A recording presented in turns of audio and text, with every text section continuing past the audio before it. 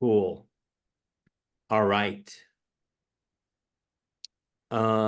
Susan, how are you liking the Confessions? Reading it through again. I like the Confessions, Yeah, although I think Augustine's kind of a character. no doubt. I That's why he's mean, awesome. yeah, I like how he ditches his mother to take the ship. Yeah. So what book is that? 9? No, that's Is it 4 or 5? 5. Oh yeah. I read it over. He's going to Rome first, and then he goes to Milan. I don't think that's right. I mean, Yeah, it's complicated, but I don't think yeah. that's right. I think he goes to Milan before Rome. But man, I'm probably wrong. I usually am. Just ask my wife. Oh, that's nice.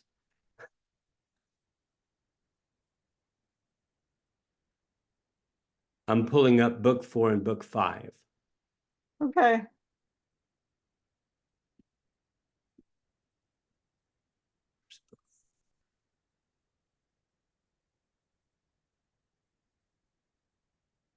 Now he's in Rome when he at the end of book 5 when he gets summoned to Milan.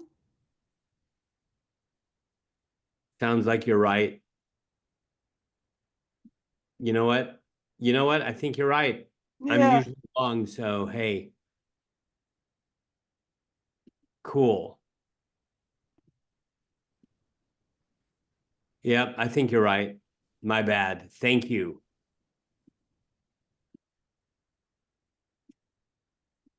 Yeah, so it's weird because like I was even surprised that in book 4 he was Hmm. in Carthage. Yeah.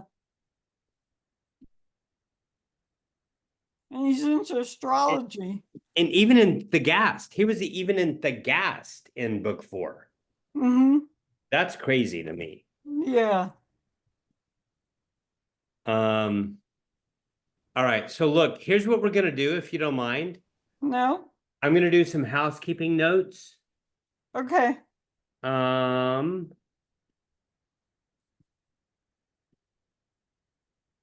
ooh, come on. Okay, here we go. Nope. Okay.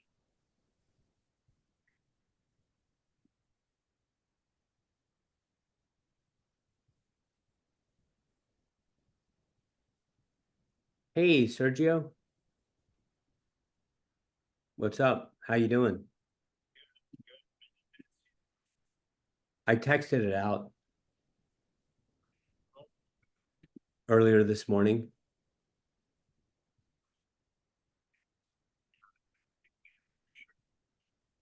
I'll send it again.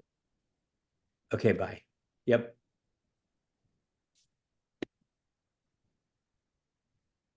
Hang on.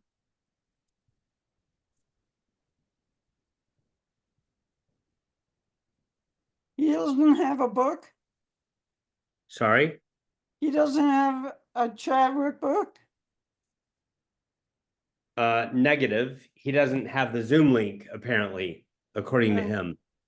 Yeah. All right. So, um,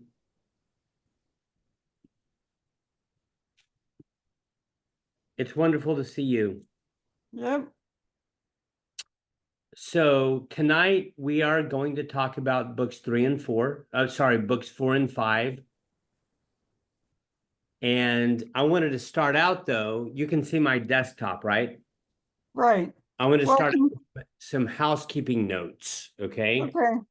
Thanks to Taylor, we are now discussing 2 books, i.e., chapters per session Okay. from here on out. And so if you do the math, this is how the rest of the schedule plays out. Hmm. Um, our next formal discussion, because remember, we meet twice a month, like anyone Right. can.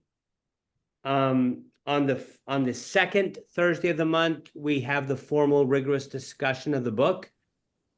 And then on the fourth Thursday of the month, we hang out in person at Lazarus.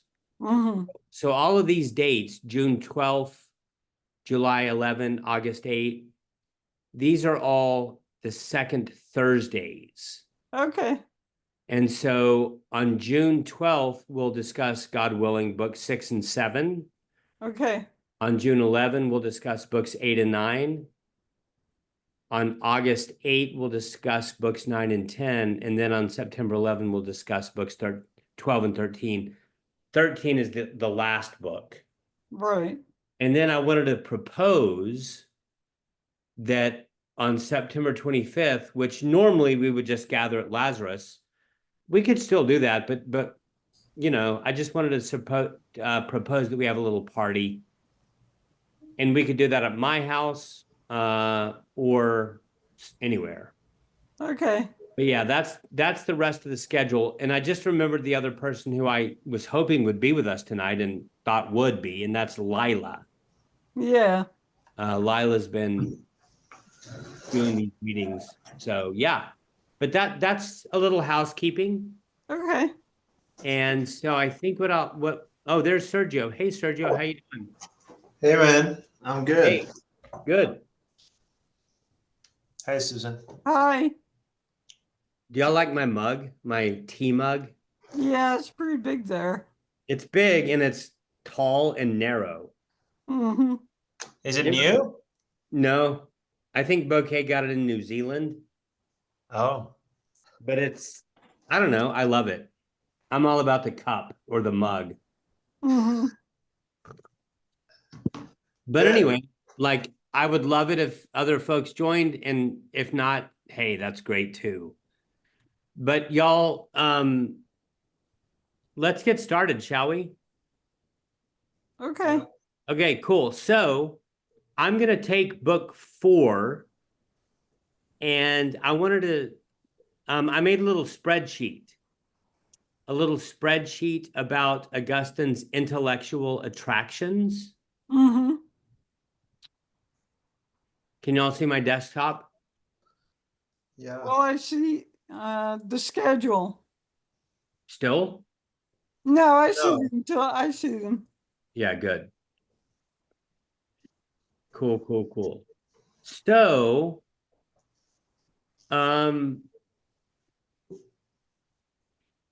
in book 4, Augustine, as Susan already mentioned, he talks about astrology, he talks about Manichaeism, and he talks about animal sacrifice. Okay.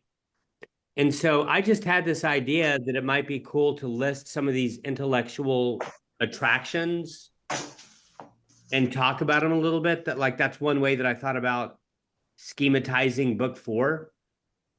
You'll notice that I also put on this little spreadsheet Platonism, Mm-hmm.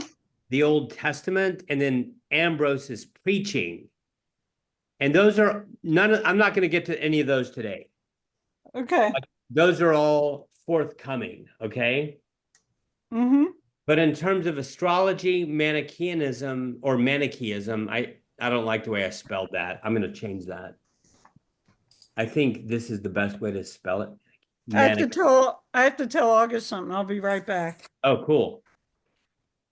But we're going to, so Sergio, I'm recording this, by the way. I hope that's cool with you. Awesome. We're going to talk about astrology, which is super interesting. Manichaeism, which it always bores me, but it is important. Which one bores you? Manichaeism. Can you see my screen? Yeah. It is. I mean, yeah, it is. It is not super interesting. It's kind of like Buddhism / Islam. We'll get there. I mean, I'm sure that's just a rough way to say it. Yeah, we'll get there. And then he talks about animal sacrifice, which I think is interesting. So yeah. So what do I want to do? What do I want to do? Here's what I want to do. I'm gonna just try to list all of the little themes or topics that I made a note of in Okay. book 4. And I'm gonna resist the temptation to talk about them. I'm just gonna try to list them. And then we're gonna circle back to this spreadsheet of intellectual attractions / repulsions. Okay. Mm-hmm. So yeah. Okay. So he talks about demons or uh or daimons, right? Right. You see the like AE in the word daimon. Mm-hmm. Um, Whenever I say that word daimon, first off, it does mean demon. But second off, I always think of Socrates as daimon in several of the Platonic dialogues. So we're going to come back to that. I want to register that he talks about demons / daimons. He spends a lot of time talking about the death of a friend. And y'all, I'm pretty stupid. So, like, I don't know. And I'm also way too busy. So I think that there's only one friend in book 4 who dies that Augustine grieves, and that's Nebridius. But part of me wonders, are there 2 people who die? I'm not sure. Yeah, I think a friend dies, and then he talks about Nebridius's and their growing apart, and then Nebridius dies later in the book. Okay, cool. I mean, Susan, man, I hope you'll help us with that. But like, I want us to dwell on the fact that Augustine's talking about death and also friendship. Right. Friendship's a really big deal for him, and that's partly because he is very relational, for better and for worse. And we're going to come back to that over and over again. Okay. In section 4.9, I love this line. He says, I had become to myself a vast problem. Right. I love this because, like, Augustine would say that, like, as human beings, we have so many problems, so many issues, so many trials. But I think that he would say that our biggest trials and issues and challenges are not outside of us, they're inside of us. And I think that's riveting. So we'll talk about that. Then some more about his not just his grief over the loss of his friend, but he says at one point that he was attracted to misery. He was attracted to misery. And that I think that that's not unrelated to his statement that I had become to myself a vast problem. We'll talk about that. Okay. Again, a little more about death and dying. He says he was tired of living and afraid of dying. Anytime I lead a discussion in a text like this, one of the things that I try to do is find at least 1 or 2 passages to read out loud. Mm-hmm. So there's this one section in 7:12 that I love, and I'd like to read that out loud. Okay. And then next, I love how Augustine, one of his big themes is about rest, right? Like, human beings need to rest. We need to rest in God. We need to rest in peace. And yet we can't, or it's a real challenge for human beings like us to find rest. I even think of the opening statement near the beginning of book 1, where he says, Lord, our hearts are restless until they find their rest in you, right? Mm-hmm. Rest is a big theme, and that's related to this word repose. We'll talk about that. Then I want to talk about how Augustine, over and over, he has this language about returning to God. And I want to highlight that word returning. He doesn't just say we need to come to God or we need to go to God. No, it's returning to God, which suggests that Augustine thinks that somehow and in some sense, we were already with God. Mm-hmm.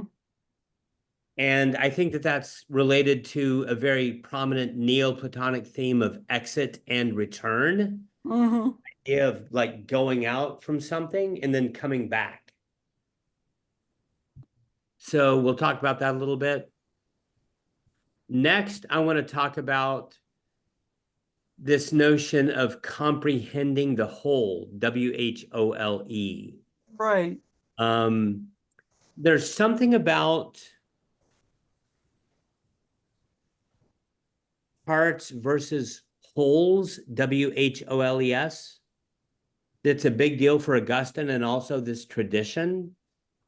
And it's as if, like, again, when I talk about Augustine, I also talk a lot about Eden, the Garden of Eden. I just think that in his mind, it's this mythological symbol of when we were one with God.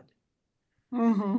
And so it's as if Augustine is saying, once upon a time, we, the human race, were capable of comprehending the whole. Right. And I think that that's not unrelated to the beatific vision. It's not unrelated to the issue of contemplation. And it's not unrelated to the purpose for which human beings were created, namely to somehow be in intellectual and holistic communion with God. Mm-hmm. And that has something to do with comprehension and also the whole. But here's the deal. What Augustine wants to say is that then we fell out of that. Right. It's as if something happened and we were no longer able to comprehend the whole. And we fell into and this is a phrase that does not pop up in book 4, but it's somewhere else and it's important. We fell into the region of dissimilarity. It's as if in our fallen world, everything is fragmented and broken. And it's almost as if we can only see parts. There's a part, there's a part, there's a part, but it's almost as if we cannot comprehend or grasp the whole. So I want to talk about that. Okay. Next, beauty. Augustine's all about beauty, which is connected to desire. And he talks about how there's two kinds of beauty, completedness or completion. That's related to the whole, W-H-O-L-E. But then there's this other kind of beauty that he talks about, which I think we could call fittingness. Mm-hmm. He talks about a shoe fitting onto a foot and various things like that. Then I want to talk about Augustine's relationship to this one Roman rhetor, some guy named Hierius, who was an orator at Rome. And what I find interesting about this is that, like, Augustine really wants to impress this person. He wants this person to like him. He wants this person to hook him up and make him famous. And I think that that's a great example of what Plato would call thumos. Thumos, T-H-U-M-S, which is this desire. I could talk about it for a long time. It's the middle portion of the soul for Plato. It's connected to a desire for fame, a desire to be accepted and affirmed. Mm-hmm. And in this context, it comes out in Augustine's desire to impress this guy, Hierius. Then he talks about the privation theory of evil, which I think is really important. Evil is not a substance, it's not a thing. And in that very specific sense, it's not real. We're not wanting to say that it's an illusion, but it's somehow a lack and a deficiency.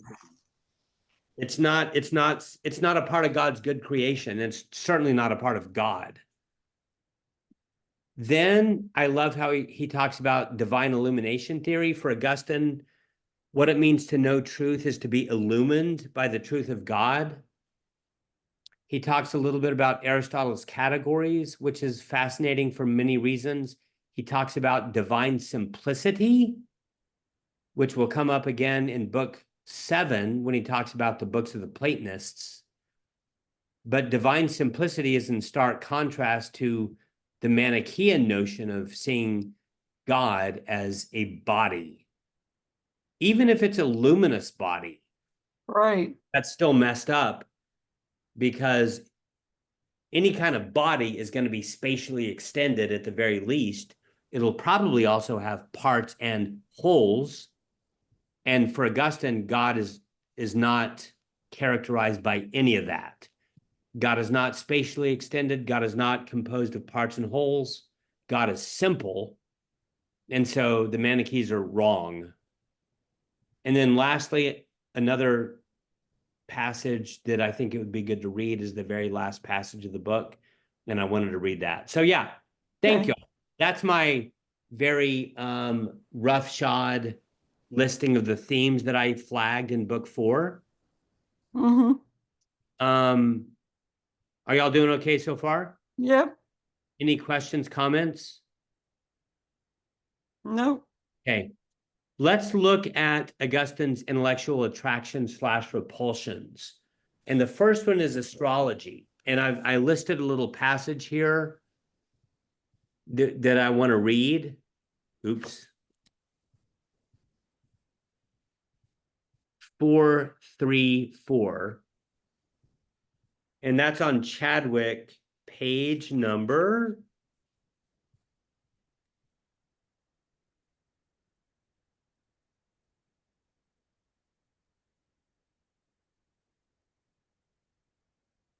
I think it's page number 54 in Chadwick. Okay. But y'all, before I read it, I just want to say this one thing. So I'm not an Augustine scholar. Like, you know, I'm just doing the best I can, but I love Augustine. I've been reading him for decades. And one of the things that I do feel confident in saying has to do with the way Augustine thinks about the heavenly bodies and the cosmos, and in particular, the region of the universe that is above the orbit of the moon. Okay, I want to repeat that. The region of the universe that is above the orbit of the moon. Okay?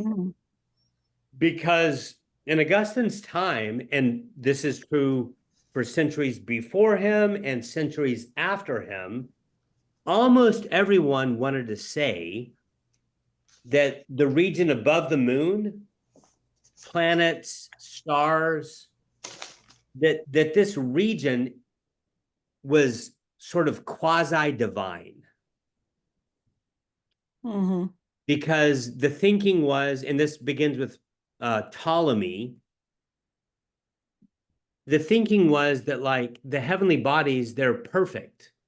Like they move in these perfect spheres, even if the planets were wandering, because the word planeo in Greek means wandering.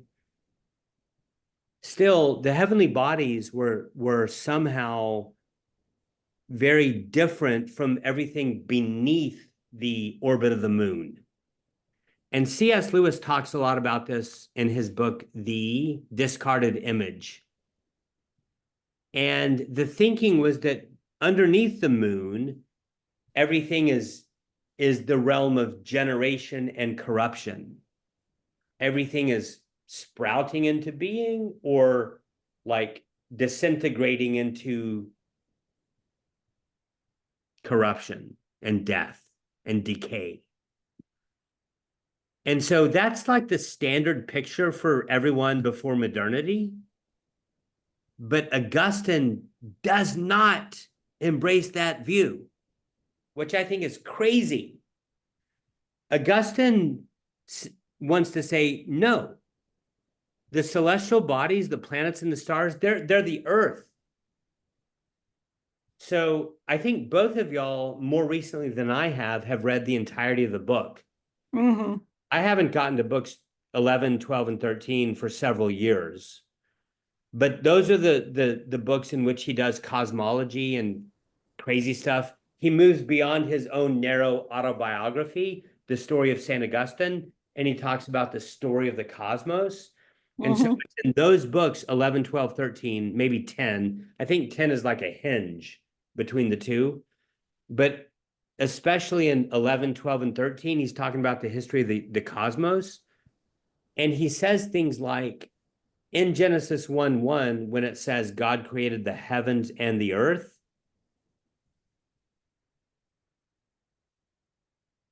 what is the earth? Well, it includes the Milky Way. It includes, Alpha Centauri.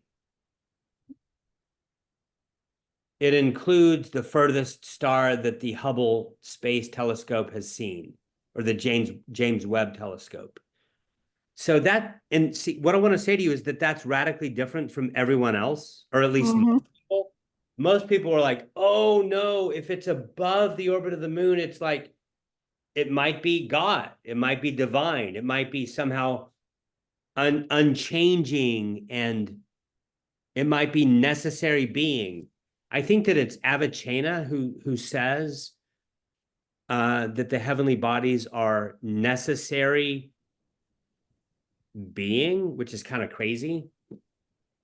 But Augustine's like, no, it's all the earth, the Milky Way, Alpha Centauri, everything that the James Webb Telescope has seen. It's not fundamentally different from the oak tree in my front yard,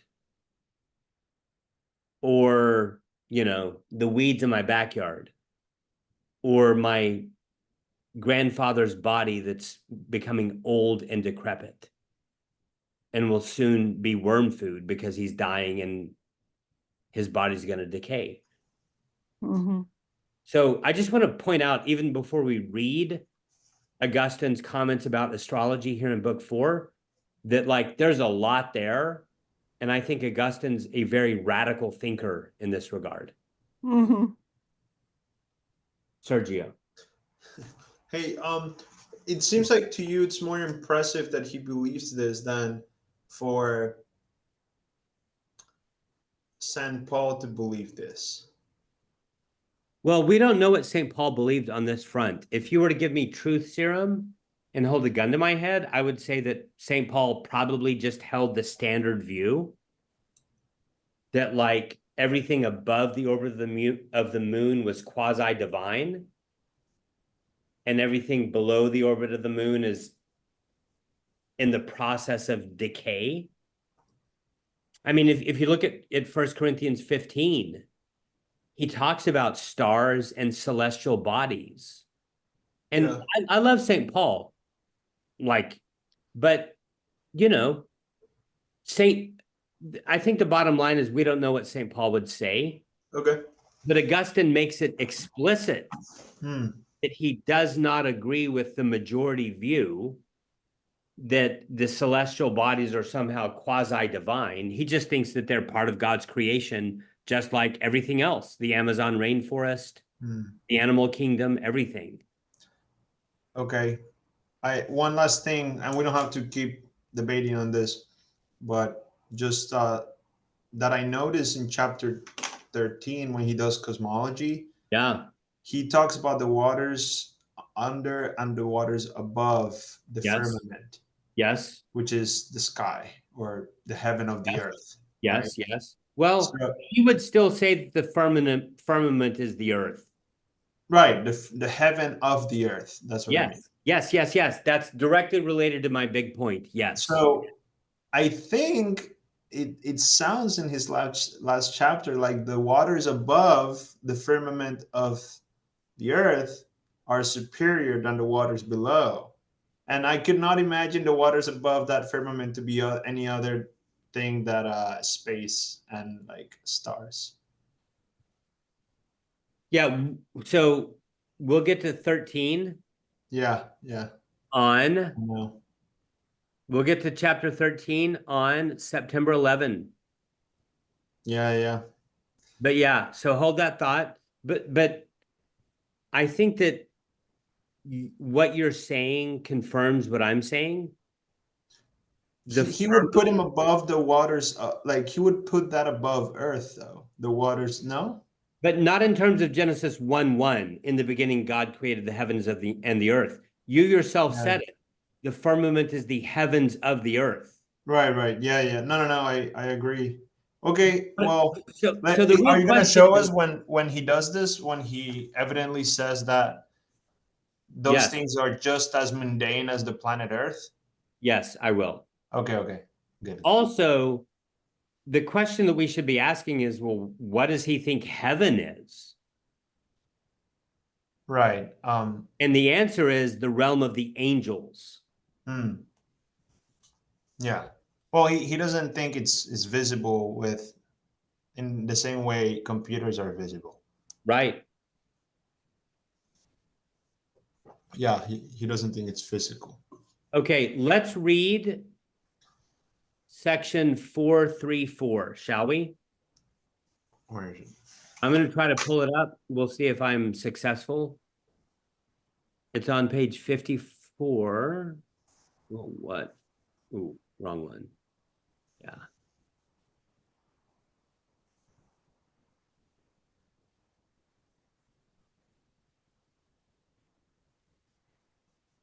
Ah, here we go.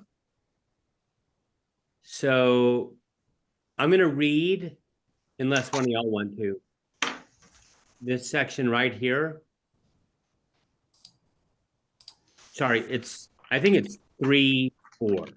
Yeah, 4:34.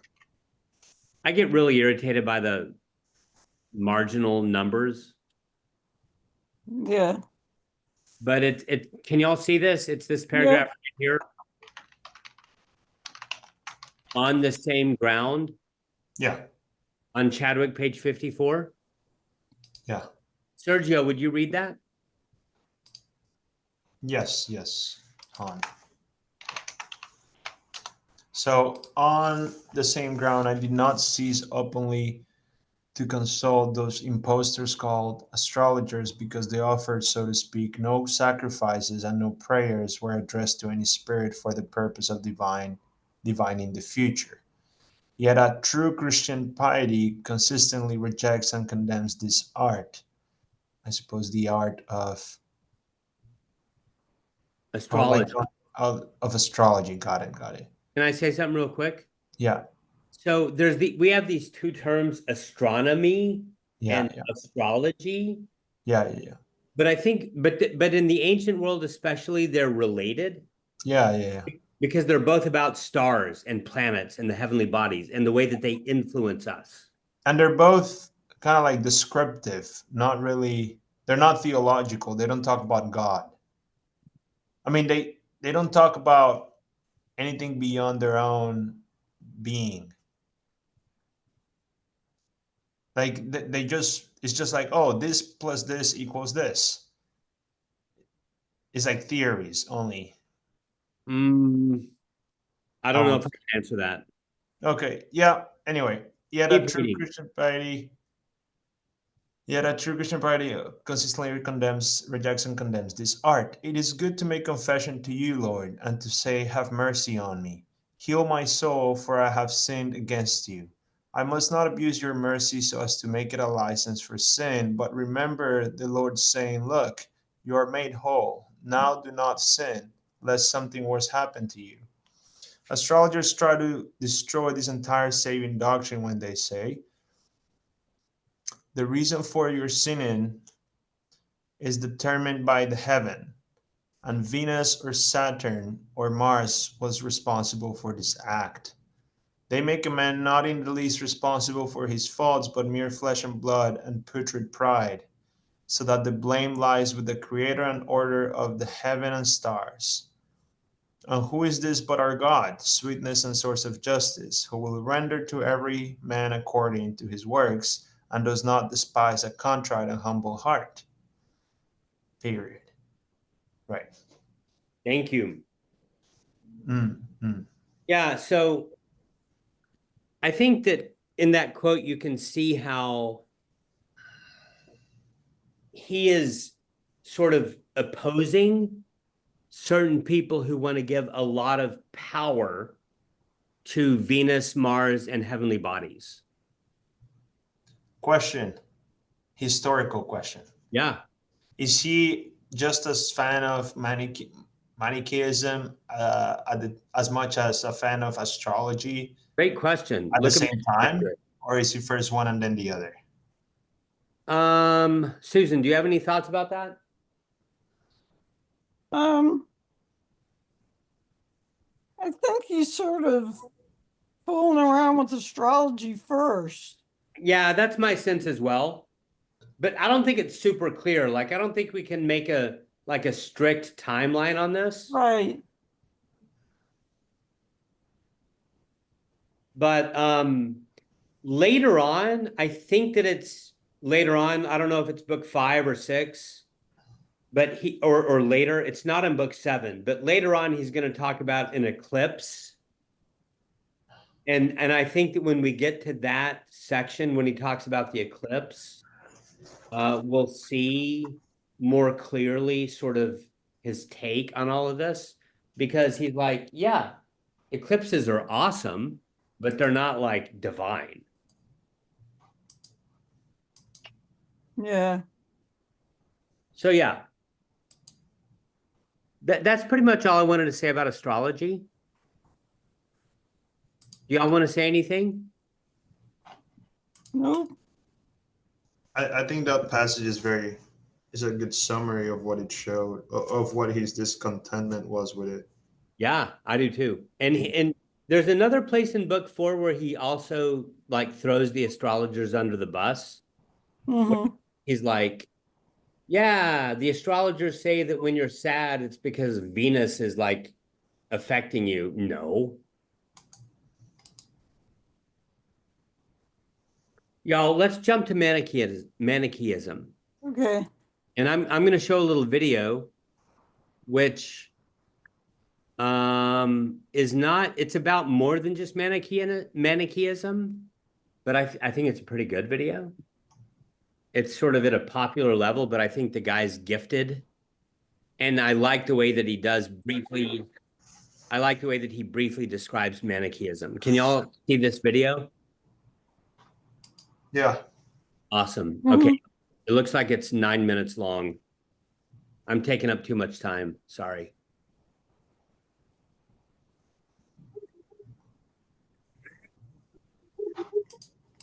Today, we're diving deep into the life and thought of one of Christianity's most influential figures, St. Augustine of Hippo. So buckle up, because this North African bishop's story is a wild ride of passion, intellect, and spiritual transformation that will make even the most dramatic reality TV show look tame in comparison. So Augustine was born in 354 AD in Fagaste. It's a small town in what we would now call Algeria. His father was a pagan local official, while his mother was a devout Christian. That's some serious family trauma. And so young Augustine, he was a bright kid, and he had a knack for rhetoric and philosophy. And his parents saw his potential, and so they scraped together enough money to send him to some of the best schools. But like many college students today, Augustine found himself more interested in partying than studying. He famously prayed, "Lord, make me chaste, sexually pure, but not yet." During this time, Augustine fell in with a group called the Manichaeans. It's a religious sect that believed in a cosmic battle between good and evil. And he was drawn to their seemingly sophisticated answers to life's big questions. Little did he know this detour would last almost a decade. So fast forward to 386 AD. Augustine is now a successful rhetoric professor in Milan. But he was experiencing a major existential crisis. He knew something was missing in his life, but he couldn't quite put his finger on it. One day he's sitting in a garden, and he heard a child's voice saying, "Take and read." He picked up a nearby Bible, opened it randomly, and read a passage from Romans that spoke directly to his struggles with lust and worldly desires. And this moment, it hits Augustine like a ton of bricks. He realized that the answer to his restlessness wasn't going to be found in philosophy, wasn't going to be found in worldly success. It wasn't even going to be found in romantic relationships, but it was going to be in a personal relationship with God through Jesus. What a plot twist. After his conversion, Augustine wrote the Confessions, and it's a brutally honest account of his spiritual journey. And this wasn't just an old memoir. It was a conversation with God that pretty much laid bare all of Augustine's flaws, his doubts, his struggles. And in an age of carefully curated social media profiles, honestly, Augustine's raw honesty is seriously refreshing. And one of the most famous quotes from the Confessions, it goes like this: "You have made us for yourself, O Lord, and our hearts are restless until they rest in you." And this idea of the restless heart, it became a cornerstone of Augustine's theology. He argued that humans are hardwired to seek fulfillment in God, and that nothing else, not money, power, or even romantic love, can truly satisfy us. Now, fast forward a bit, Rome falls. It's 410 AD, and it sends shockwaves through the empire. And many blamed Christianity for what they said they were weakening. Christianity weakened Rome's resolve and strength. Now, at this point, Augustine is the Bishop of Hippo, and he wasn't about to let that slide. So he wrote The City of God. It is a massive work that contrasts the earthly city, represented by Rome, with the heavenly city, the kingdom of God.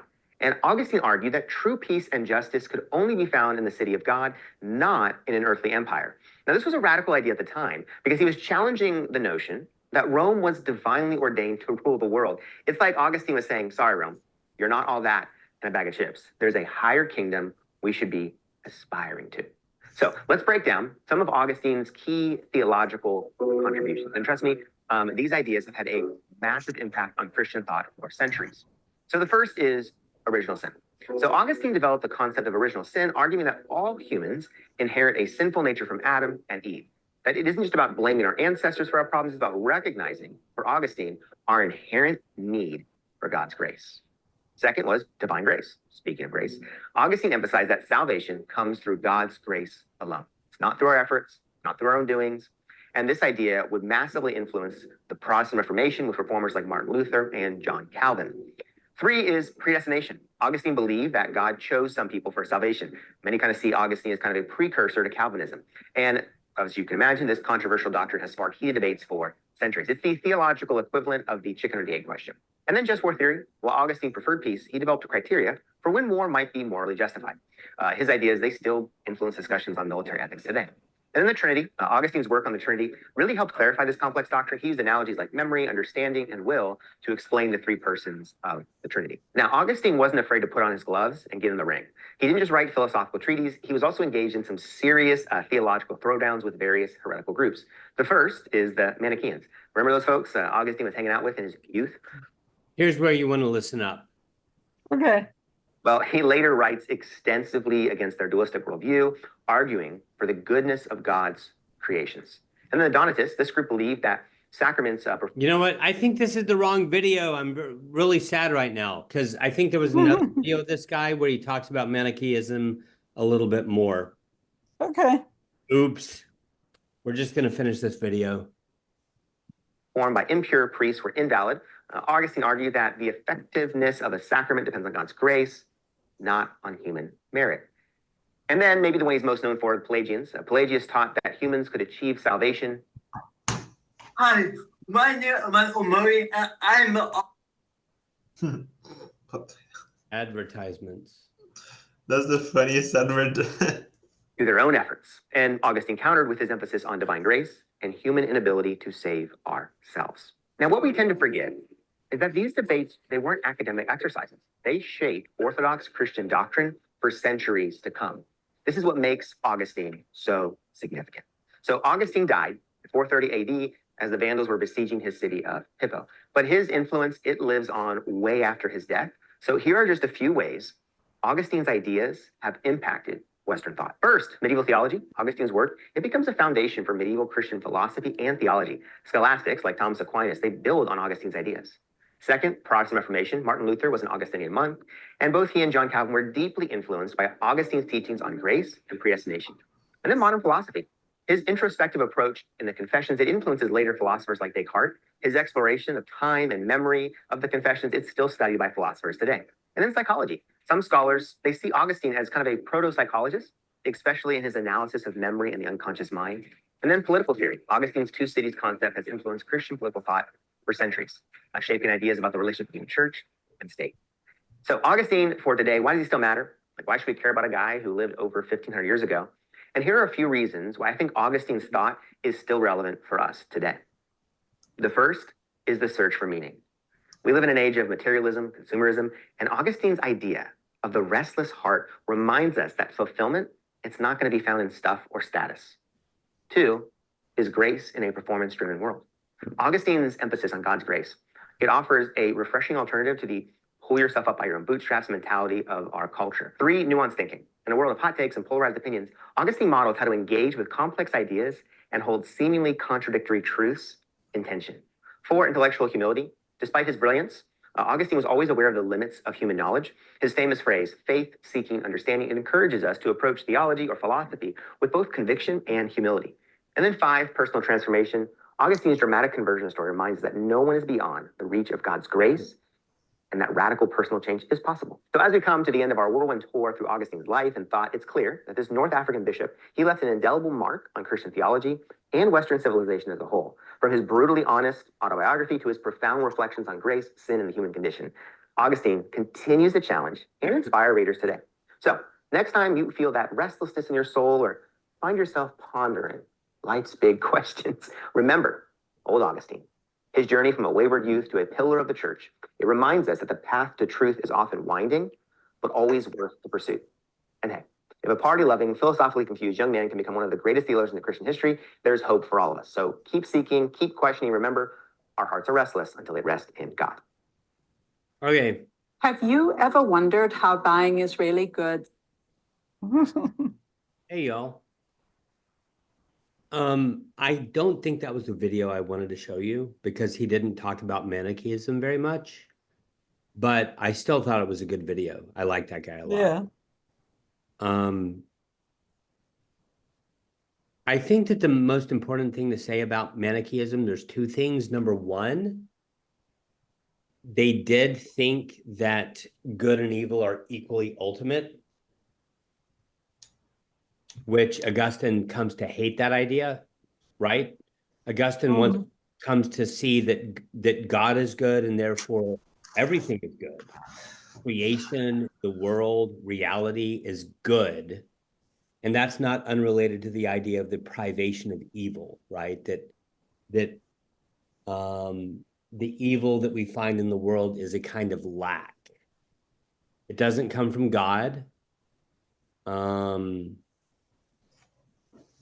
It's not going to last forever. And at the end of the day, it's just some kind of perversion or twisting or parasitic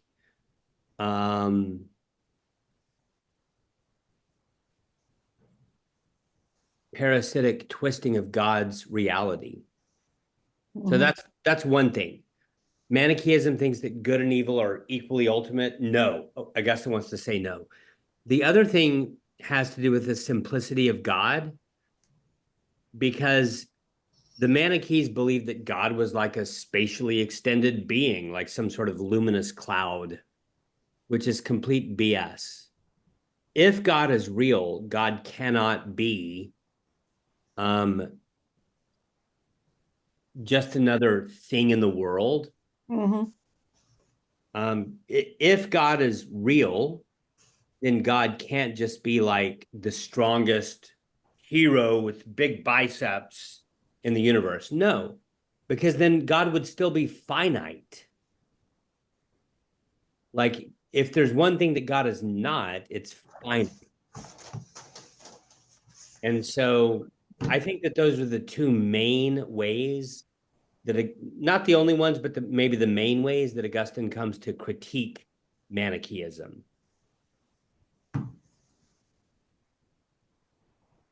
Cool? Yep. I'm going to skip animal sacrifice just because I'm running out of time, taking up too much time, and I want to let Sergio talk. But do you see these columns right here where it says yes and no? Yeah. So the point of that is that I'm trying to say that at one point, Augustine was attracted to astrology, even if he later moved away from it. Same thing with Manichaeism. But with animal sacrifice, it seems like he never was attracted to it. He was always repulsed by it. Can we talk about it for like a few minutes? Do it. That's good. I don't think about that very much. You want to read it? Or you want me to read it? You want us to read it? I can read it again. It's 4:2:3. Okay, let's do it. So isn't that what we just read though? Oh no, it's the opposite. I guess it's before that. Yeah. Okay, let's read it. 4:2:3. Yeah. I'm going to pull it up. Are you sure it's not 4:2:2? Because yeah, I see the phrase kill animals. Oh, yeah, I'm in book 2. Yeah, I think it's look, I'm gonna pull it up. It's on my page 53. Oh, 2, 3. I see it. Okay, Yeah. good. Yeah. Okay. I also recall how when I had decided to enter for a poetry competition at the theater, a soothsayer of some sort sent to ask what fee I would give him to ensure victory. But I replied that I hated and abominated those vile mysteries, and that even if the crown were immortal and made of gold, I would not allow a fly to be killed to bring about my success. For in his mysteries, he would be going to kill Hey, Sergey, animals. do you see Huh? the footnote? Do you see footnote 4 right here? You want me to read it? No, I just want to point out that it talks about Manichees and how they rejected animal sacrifice. Oh, And therefore, they regarded the New Testament as BS. right. The Old Interesting. Testament.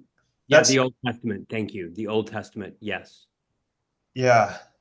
All right, keep going. For in his mysteries he would be going to kill animals, and by offering these creatures in honors of demons, his intention was to gain their support for my winning. Yet my rejection of this evil proposition was not motivated by respect for the purity which you enjoy, God of my heart. I knew nothing about love for you, of whom I had no conception other than of physical objects luminous with light, so the big luminous cloud. Yeah. Sighting after such fictions, does not the soul commit fornication against you, and trust in lies and feed the winds, and feed the winds, and trust in lies and feed the winds? Is the winds kind of like the gods? Hang on. Is like the inferior gods? Man, I'm so confused. I don't know.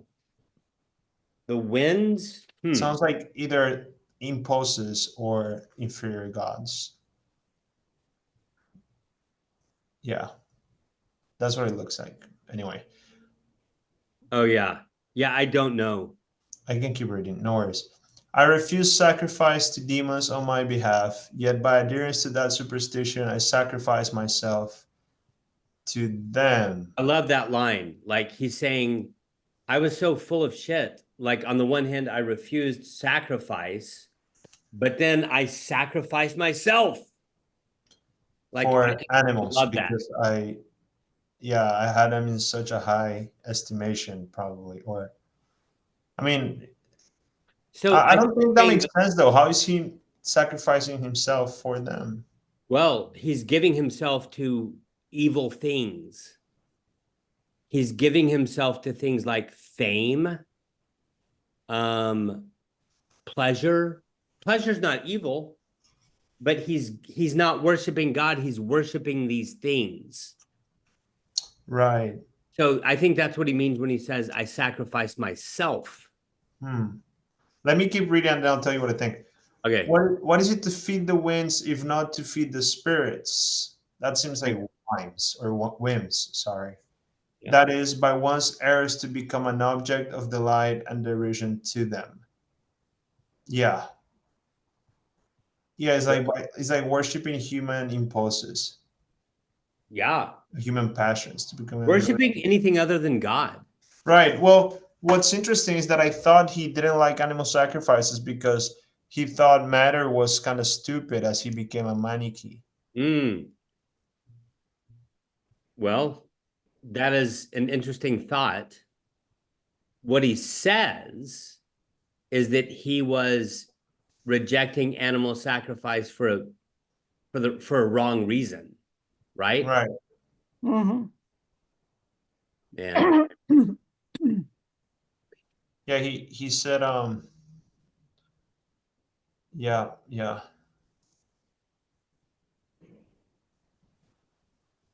Huh. Yet my rejection of this evil proposition was not motivated by respect for the purity which you enjoin. Right. So you're right. He he opposed animal sacrifice as a Manichae, but not in the right way. So it's weird, right? Because like one of the things he's trying to say here is that the Old Testament is full of animal sacrifice. And so in that way, Christians embrace animal sacrifice. But then also the New Testament comes along, the new covenant in Christ, and it makes all of that obsolete. So you have the book of Hebrews making this long argument about why animal sacrifice is not needed. Yeah. So, I mean, it's kind of complicated, but I mean, I think that what you can say about this passage is Augustine, he's interested in the issue of animal sacrifice because of the Old Testament. He's not saying that Christians should practice animal sacrifice in his day, but he's saying that the Manichaees were confused about animal sacrifice. And it's on the basis of that confusion that they rejected the Old Testament. Yeah. He also, I mean, sorry, what I saw about Manichaees is that they thought the body and material things were like all associated to sin. Like what I mean is that they had no respect for creation at all. Yeah, it's yes. So it's contradictory if he thinks that if he was a Manichae, yet he was worshiping the animals or thinking highly of them. Yeah, it's complicated. Right. I mean, he also throws the Manichaees under the bus for saying that God is like a creature. Right. But I think you're right, Sergio. The Manichaees, yeah, because there's language both in this book, book 4, and also book 7, where he basically says that the Manichaees were thinking about God in physical terms. Yet had no respect for created order, for a creation. I think what I saw on a YouTube video is that Manichaees don't see creation as beautiful. Yeah. So yeah. here's what I want to say. Let's keep looking for this as we go along. And I don't think that you're wrong. I think you're onto something. But what I also want to say is that it may be that what you're describing is actually Gnosticism. They're not like Gnostics, the Manichaees? I think that they are like Gnostics in some ways. Oh, okay. And that you're sort of picking up on that. Yeah. But I think that in other ways, they're not like Gnostics. Right. Okay. Yeah. Okay. Okay, we're gonna, you know what, y'all, thanks for putting up with me and entertaining me and, hanging with me as we talked about Augustine's attraction to astronomy, his attraction to Manichaeism, and his repulsion, even if for the wrong reasons, to animal sacrifice. What I think we should do now is hand the baton to Sergio to talk about book 5. It makes me kind of sad that we're not able to delve deeply into all these things, but at least I listed them earlier. And that's part of why I did that, because I was anticipating that I would run out of time. Yeah. So Sergio, I don't. Great. I'll share my screen so you can see my little outline too. good. First, I have to let you share your screen. Yeah. And I suddenly forgot how to do that. I need to make you a host. I think settings will be enough to get there. Man, I did this like yesterday. If you go to settings, you should. I'm going to stop. I think it'll make it easier if I actually stop sharing my screen first. Oh, that may work. No, you have to go to settings. It's 3 dots. No. You I sure? bet you can share now. No, I can't. Oh, yeah. Okay, so let's pick a window. Let's pick that would no Chrome tab. Yeah, this Chrome tab. Ta-da. I want to say that I loved book 4. Great. It is. It is. It is interesting. You know, I was surprised when I saw book 5, and I was like, I did not highlight much in this one, like almost nothing. Whereas all the other books that I have not been asked to talk about, I did highlight or underline a lot. Anyway, it's good because now that's the most underlined chapter, and now I analyze chapters since I read it twice. There you go. We learn by teaching. Yeah, yeah, and by rereading the fifth chapter after finishing the book, I'm seeing more, so that's great. If Awesome. Susan, you haven't read it twice, I mean, I know it's kind of boring to read a book twice, but I did see things in, or you know, it's like, and this immediately takes me to the last chapter that I found very fascinating when he talks about the Sabbath day or the seventh day. Oh.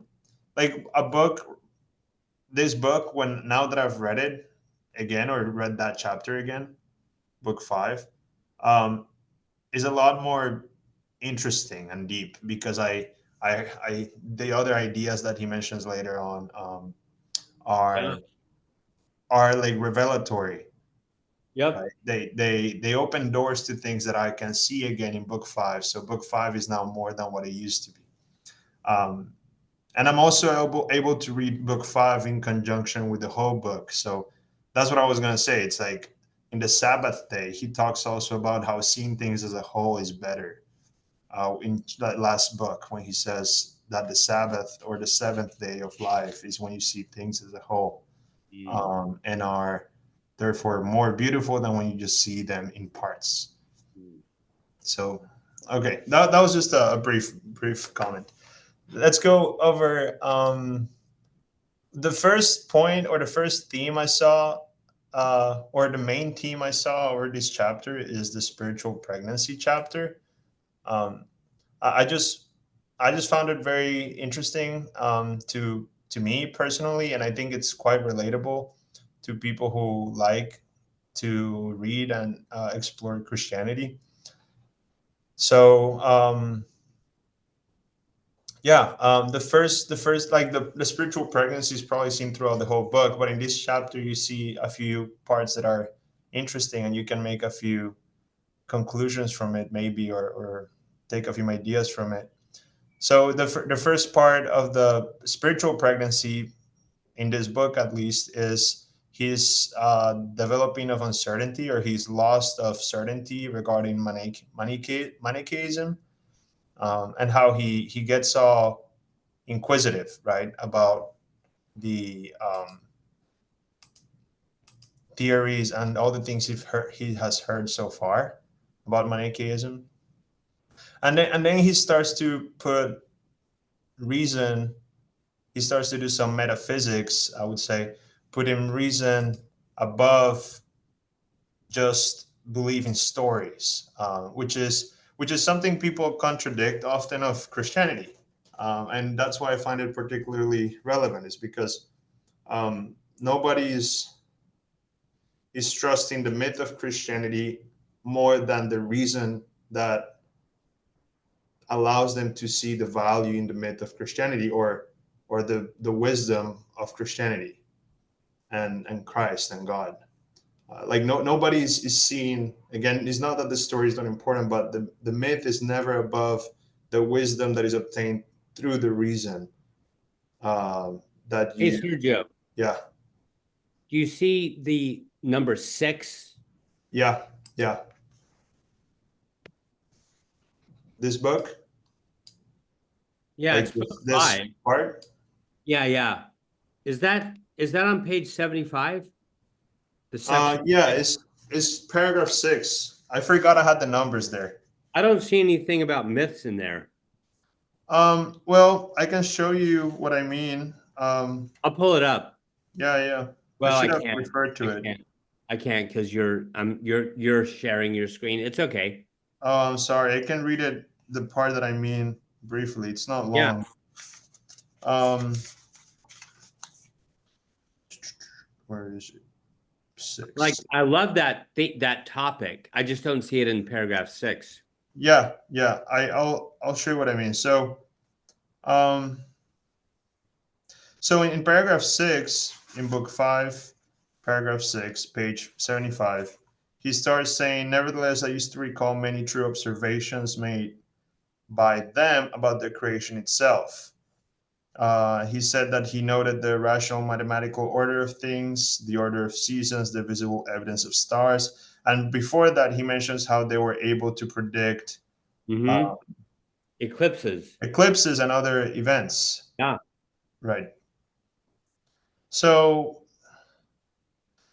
then he says the second to last sentence, he says, "Yet I was ordered to believe many." Okay, yeah, sorry, the second to last sentence.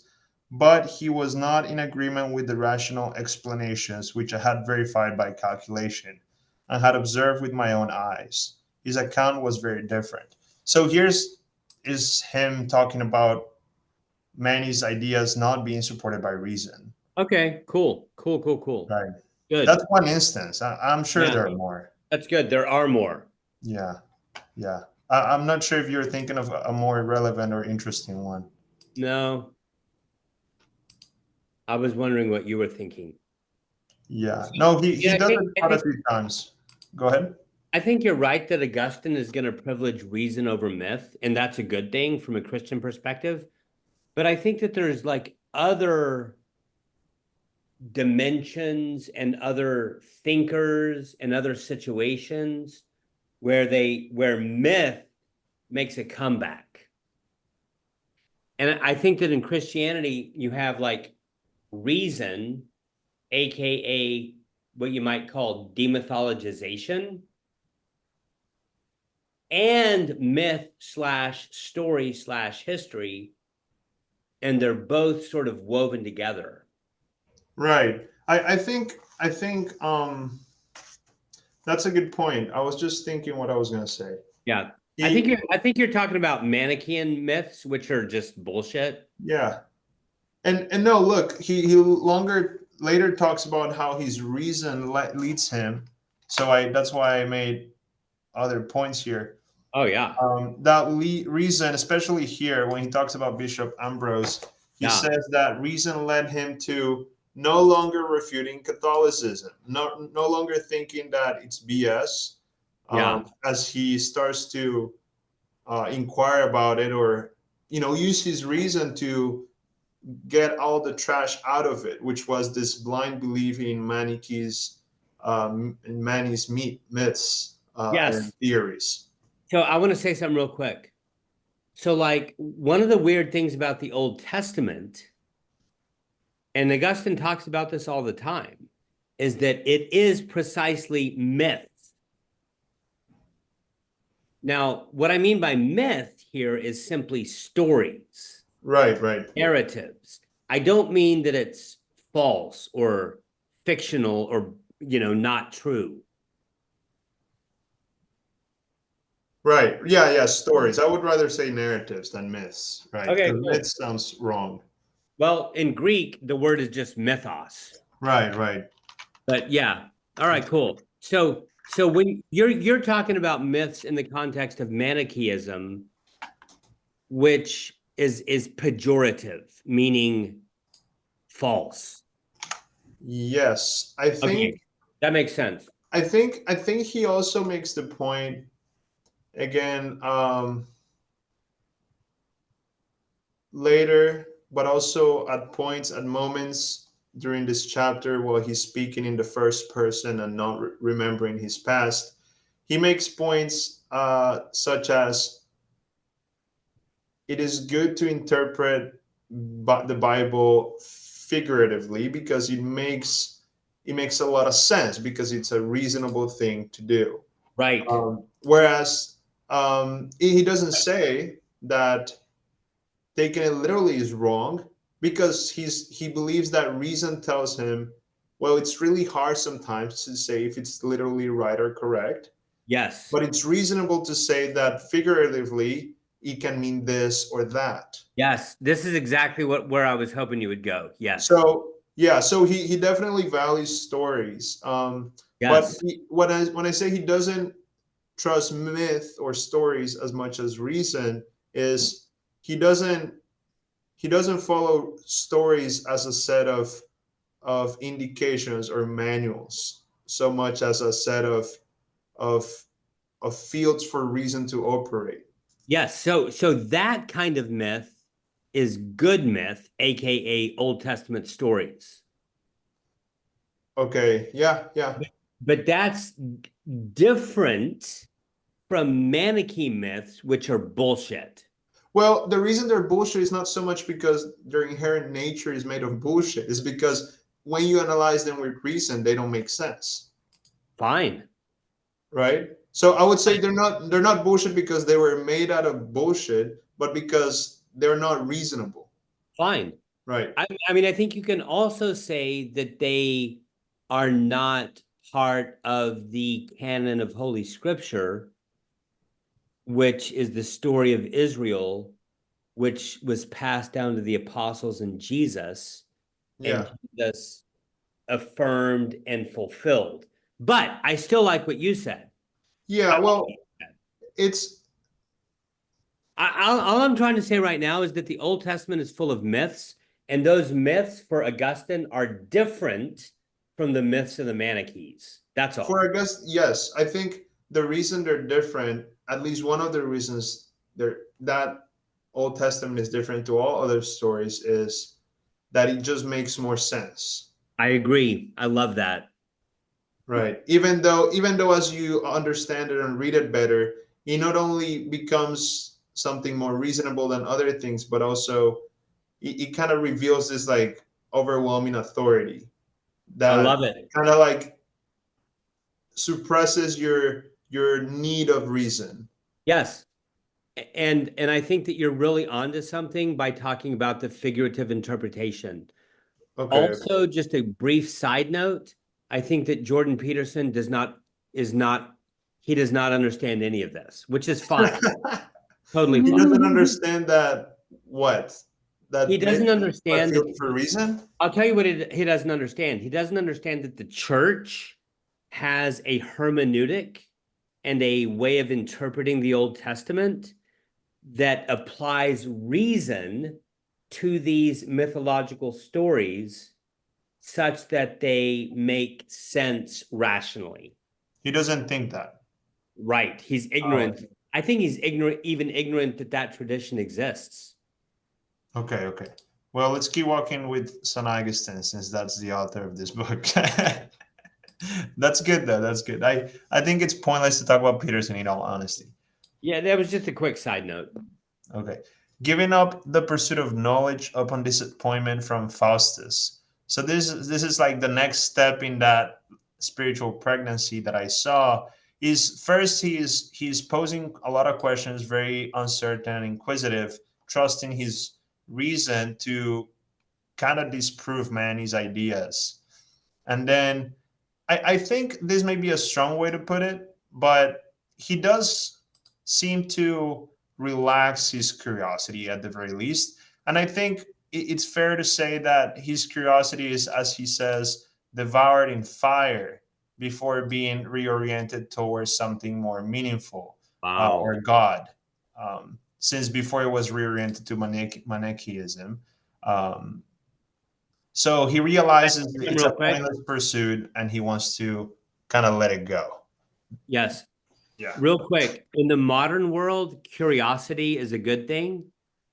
But in the pre-modern world, like the medieval world, including the age of St. Augustine, curiosity was sort of a vice. I'm sure Susan knows a lot more about this than I do. Wow. But yeah, curiosity is not a great thing for Augustine. And so when he says that his curiosity was chastened or whatever you said, devoured in fire, yes, that's a great thing. Yeah. Because curiosity is kind of like vain speculation. Right. And that's really not what it means to know God. And it's more like the pursuit of knowledge for the sake of accumulated knowledge. Yes. Yeah. Yes. Whereas in reality, for Augustine, knowledge is a proximate good / goal, Yeah. as is other people. Yeah. Your Yeah. neighbor. Yep. Good. So the next most interesting part regarding this overall topic to me is maybe this point right here, which is that he finds his curiosity no longer being interesting, or his desire for knowledge not really being something worth putting energy in, but starts to like find meaning through spending time with Faustus. He doesn't quite give up on his intellectual or rhetorical passion, Right. but he's attracted to the intellectual modesty displayed by Faustus and his gentleness, and having a Yeah. relationship with him, as he implies too subtly, I think, in chapter 13 in page 80. At the very beginning he says, um, the subject, okay, I was teaching, yeah. I used to read with him. That's the first sentence in page 80. I used to read with him either books which he expressed a desire to hear, or which I thought appropriate for a mind of his ability. So it kind of seems like a community or relationship with him was going on between Yeah. him Friendship. and Faustus, and he finds that sufficient, um, but to find sustainment. And that it's just good to see. It's pretty pleasant to me to see how he becomes so curious, then gives up the curiosity and starts to find meaning in higher values, you could say. Can I More, say something? huh?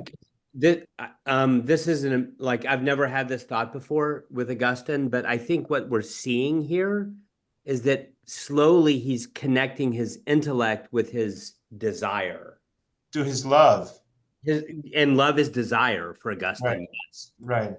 So with the Manichees, it's kind of like, and maybe even astrology, he was on this intellectual curiosity pursuit, Yeah. but really the relationships weren't there. The desire wasn't there, or the desire wasn't being satisfied. But now with Faustus and Ambrose, things like gentleness, Mm-hmm. it's as if his desires and his intellectual passion are coming together a little bit. Yeah. Yeah. He doesn't fully stops reading books. No, of course. He doesn't fully stop reading books. Right. Right. He still does so, but in a more, you could say, loving way than before. Yes. Yes. So Amen. a lot more about the heart than just the mind. It's both. Yes. Yeah. Okay. Yeah. Including the heart. And that was real nice to see, I think, with Faustus, and then later also with Bishop Ambrose. He mentions his kindness that is particular to a bishop. Yes. In the last page, he talks about, in the last 2 pages, he talks a little more about him. um, I began to like him at first, indeed, not as a teacher. This is the first sentence of that page 88. um, Not as a teacher of the truth, for I had absolutely no confidence in your church. He also didn't have confidence in being able to find much truth at the moment. I think he was kind of like passive in his desires to obtain full knowledge of anything. But anyway, he says, but as a human being who was kind to me. So that's how he liked him, Wow. as a kind human being. And Yeah. that was Awesome. also good to see how he moves there. And then because of his kindness, which is a limited good still, he begins to no longer refute Catholicism. Um, Because of Ambrose's kindness. Yeah, Yeah. Ambrose's kindness. Yeah. Yes. Yeah. So you see how he's putting this blind belief in the narrative without reason, below reason on myth, reason over or reasoning over myths, um, and let's say the Old Testament, and then that, even though it's better, it's also below just like mere or like simple values that allow you to create relationships. Yes. He's saying that his kindness, his intellectual modesty, all of these things are way above his desire for knowledge, and that is what is actually taking him into God, not Yeah. so much a desire to know whether he exists or not.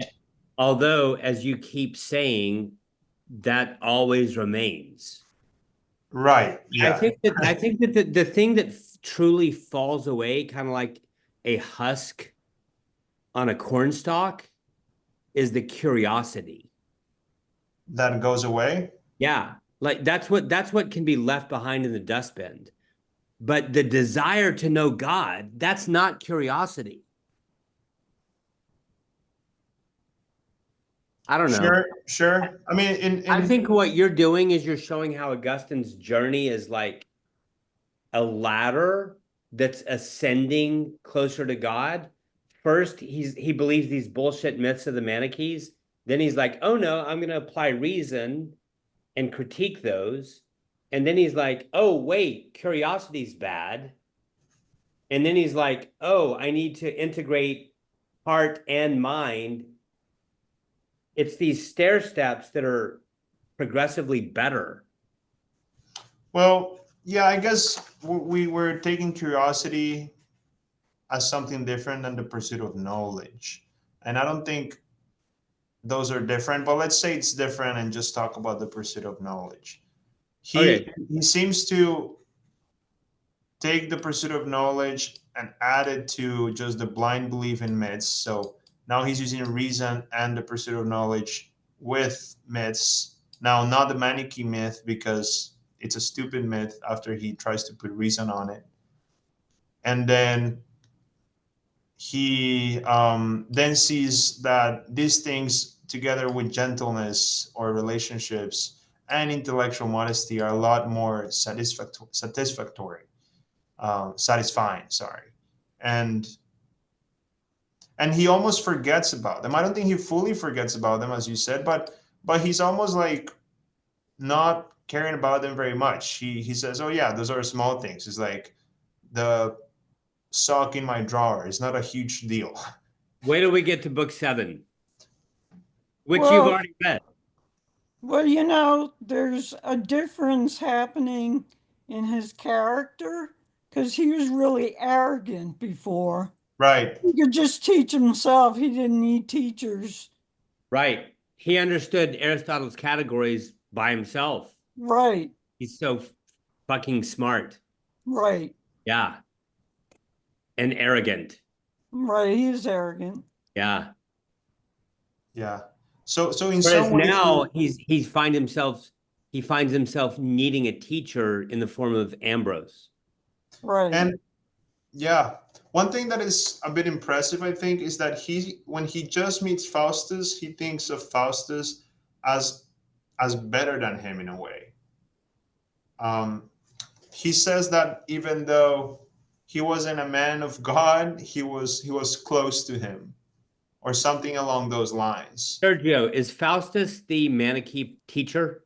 Yes, Yeah, I forgot that. Yeah, good. and it's that's what's puzzling or interesting is that, yeah, this guy thinks a lot of bullshit and he tells people about it, but he does it in a way that is humane, and because of that he's better than me. Isn't that awesome though? Like Yeah. with Augustine, things are complicated. And he's willing to talk about the complexity of it all. Yeah, Mhm. Faustus is not all bad. Like things are not 100% black and white all the time. Right. I love and it. and then when you get to one of the last chapters, or paragraphs actually, of this book, or this chapter, book 5, paragraph 18. He talks about something that makes me think differently to, or not differently to you, but I mean, it's somewhat different to what you said at the very beginning. So remember, at the very beginning you said that we had exited God and we come back to him as we move through life. Yes. um in his in 18, in paragraph 18, he says, God, you heal my sickness, and at the time made the son of your maidservant. And at the time made the son of your maidservant whole in body as an interim step towards giving him a better and more certain health. Is So this page 84? yeah, this is the first line of the first sentence of paragraph 18. Okay, got it. And he's saying that he's getting healed by God from his physical illness, um, to later be given a greater health, and how he starts I mean, he during this chapter and throughout the whole book, he kind of shows that the that life is a journey from not knowing God to knowing him. I don't think he clearly says we were with God before. I think he ponders on that at the very beginning of the book, in chapter maybe 1, when he Well, says, let's God, where keep was I watching. before being born? Go ahead. I think it'll come up again in books 11 through 13, but hey, that's cool. Let's put a pin in that and keep watching for it. Yeah, yeah. 'Cause And I do disagree with you, but hey, it's all good. and the spiritual pregnancy, then it just shows how the spiritual pregnancy is something you live until you die. Yeah, throughout your whole life. That's like I mean, if a healthy body is an interim step towards full spiritual health, then so you could think of conception, um, when you're a child. I think, when you're being formed as a child, I think, because you're theoretically born healthy. So if a healthy body is a step, in Augustine's terms, if a physical body that is healthy is a step towards towards God, then conception must also be that. Yeah. And But that's again, why, and that's why it seems to me that being born is the first step towards going through God. okay, cool. Yeah, and you could say we're with God before conception, but then he would make being born both the exit and the first step Yes, it towards would. being through God. To Yeah. be continued. Hey guys, I gotta go. I got to go in like 10 minutes. Okay. I'm gonna go now. All right, Peace, Susan. Susan. Peace. Bye. Thanks, Sergio. You're welcome. Do you want to hear what I said for evil? I mean, I briefly mentioned this. Is this the last part? This? Yeah, evil as no substance. Yeah, yeah. That's wanna probably hear not it. the best title, but go ahead. Yes, I want to hear it. So I just mentioned how he starts to notice this, in this chapter, I think, Yeah. that all things have good and Yep. good substance, and that's why evil has no substance. Yes. I'm not sure how he gets there, though. I don't remember. Okay. I think he read it from Cicero or Plotinus. Yeah, maybe. And then he says But particular goods. we've seen it like 3 or 4 times in books 1 through 4. But yes. Yeah, yeah, that's a recurrent topic. Yep. I forgot what 14 was. I think it was pretty interesting. book 5, yeah. 14, paragraph 14 of book 5 says, No, well, no, he probably cares in so whoop, whoop, whoop. who's that? Oh, we should mute them. Yeah. I did. So at the end of paragraph 14, the very last sentence, he said, I myself, while I hated a true misery here, pursued a false felicity there. So this of course is a true statement about what happens to him, that he lives one place thinking the other one's going to be better and it ends up not being better. But at the same time, I think he's trying to say, just based on the things he's said in the rest of the book, that both will be particular goods, and that's why it's a false felicity there. Not so much because there, which is Milan, he finds that students don't want to pay their teachers, but Right. because it's just another particular situation that he's trying to find felicity in. Yes, I like it. And that made me understand something I never thought before, or that I just didn't become very conscious of before, which is the I kind of hate when people say God versus the world, because it just sounds to me like a duality between good and evil, just like the Manichaeist thought that evil had its own substance. All right. Um, Yeah. Rather, it seems like what this means is not so much like, oh, go to God and reject the world. It's more like pass over the world and get to God. Yeah, I love it. Yeah. So for the Eastern Orthodox theologians that I'm reading, including a guy named Bulgakov, remember we talked about the unfading light. Remember that? Yeah. And these people like Bulgakov are into this thing called sophiology. And one of the tenets of sophiology is that God has no opposites. Right. Oh, And that's good. Right. I think that's connected to what you're saying. Like the world is not an opposite of God. Right. Right. Right. It's not a contradiction to God. He's not contrarian. It's not on the same level as God. I mean, you could even say that the Right. world is part of God. Yeah. It's no adversary against God. Right. Right. God has no opposites. He says in chapter 7, sorry, in paragraph 7, I don't know what chapters and paragraphs are now.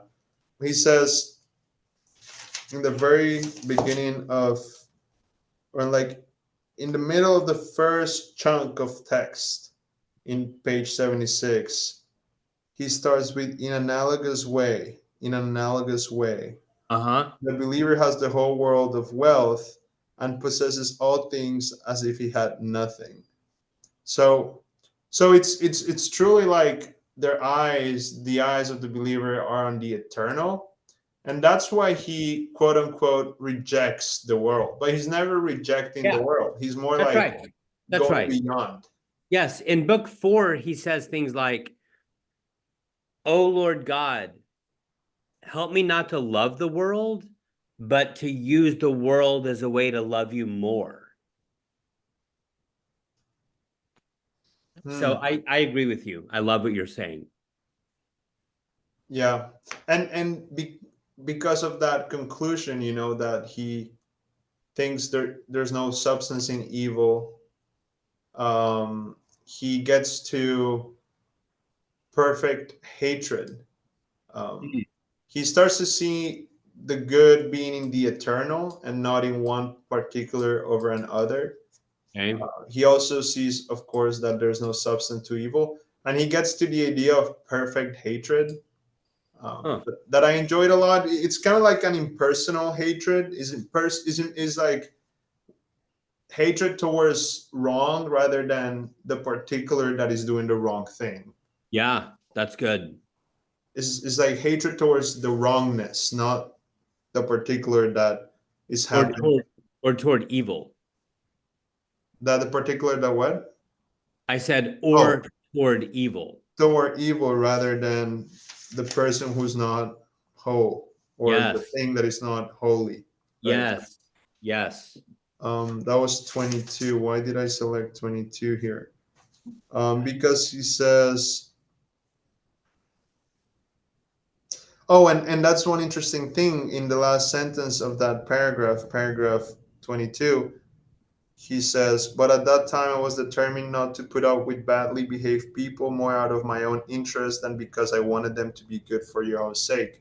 So he's saying that he wasn't there yet, but that he could see the idea of or he could see that it was good or better. At least when Yep. he's writing this, he can see that it was good to hate those people, not for being imperfect, but because he hates the imperfection itself. Yeah, And therefore he's like justifying himself in saying, yeah, it was good for me to leave their presence, yet not for the reason of them being bad people, more because I shouldn't be sponsoring wrongness or participating in wrongness, I think. yeah. He's on a journey, and every stage he's getting closer to the truth. Yeah, yeah. um And hmm. it's all complicated. Like that's what I love. He shows you how complicated things are. Yeah, it's like this impersonal disgust towards the things he's seeing, and he's not confrontational, but he's still, I think, at the time he's writing the book, believes that a good thing to leave. Oh yeah, 100%. Yes. Is it because he doesn't want to sponsor wrongness or wickedness, or why would you say he leaves? I mean, he definitely leaves in his idea because God wanted him to be a bishop in Hippo, but at the No, same time, he he's wants his readers to be connected to God and not connected to evil. right. That doesn't explain why he's leaving, though. Well, I think in retrospect, what he's saying is God was leading me on this journey into greater health, into more fullness, into a deeper union with God and the good and the true and the beautiful. Does that also include people who are in the good, the true, and the beautiful? Yes. Yeah. So he's at least to some degree saying it is not a good life the one you live if you're still dealing with people who are stealing and, I don't know, being wicked, even though you Yeah. may not be being wicked yourself. Yes. Correct. And even though those people who are being wicked might still be beautiful and loved by God and not themselves evil. Yes. It's very complicated. Hmm. But you still need to leave it and you need to leave them. Yes. Yeah, that's a good idea. I mean, that's interesting. I think I've heard mostly the opposite from Christianity, or I've abstracted the opposite Hmm. from my experience to Christianity. That you should not care about being with the right or the wrong people, but rather just try to be good yourself. No. That is not the full truth Right. I mean, it's not very reasonable in some way. or practical. I mean, yeah, it's just not good for the heart. I would say. Like when he talks later or earlier, sorry, about his friends taking him to the what is the name, Colosseum, to see murder and Yeah. gladiators kill each other. Yeah, the Colosseum. Yeah, the The jousting. Rome. Yes. Yeah, yeah. He says he would cover his eyes and he Yeah. would try to, and he never came back because he didn't want to participate in it. Yeah. And it's important to remember that like we can disagree with Augustine about one or two things. Yeah. But yeah, it's good. Dude, I need to leave in like 4 minutes. Okay, that's the last thing I saw that was interesting. Is that as he understands the infiniteness of God, he, not necessarily because of this, he starts to also adopt creation as a means to God, as a good means towards God. Yeah. And Yeah. as he starts to adopting creation and bodily objects as good things, he, I think more directly because of that, he begins to embrace the idea of God being made human. Yeah. Awesome. And then he, at the same time as he begins to understand that God is human, Jesus Christ, and he um, does so, I think, more causally than in other instances. He comes to believe that because God is human, then God spirit is in him or can be in him. How about this? God's spirit is in humanity. Right. And well, that it's in him. Yeah. I mean both. Both. Right. So yeah. That means that humans have potential.